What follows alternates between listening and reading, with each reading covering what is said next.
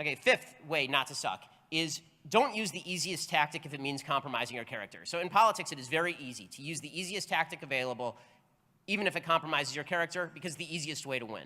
I don't think that this is worthwhile. Making blanket judgments about people, making blanket statements about people, spouting slogans without any sort of support. These are all easy ways to win arguments or to win applause. And it's tempting because we live in a soundbite world.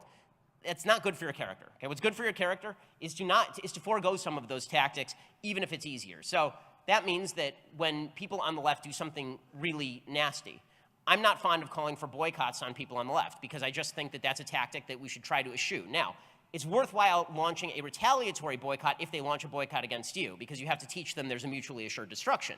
But when they do something wrong, like there were people who were calling for Samantha Bee to be fired because Samantha Bee is a terrible comedian and also a bad person. So there was a call for Samantha Bee to be fired after she went after Ivanka Trump. I was not calling for Samantha Bee to be fired, not because I think her show should be on the air. I think it's sheer garbage, and I think that only her immediate family watches it. But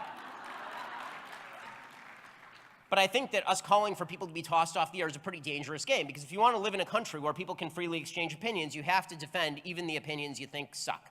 Okay, her opinions are garbage. She's not a good person. She says vile things. But it doesn't make the country any better for me to stump for her being thrown off the air any more than it makes them decent for wanting to throw Sean or Laura Ingraham off the air. Right? The way to fight that is if they start boycotting us, then we can boycott them back. That's fair game. If you launch a boycott against us, then we can launch a boycott against you and teach you that's the tactic that's not going to work. But calling for preemptive boycotts the way they're trying to boycott Chick-fil-A, maybe it wins, but I'm not sure what exactly you're winning except for a worse country in many ways.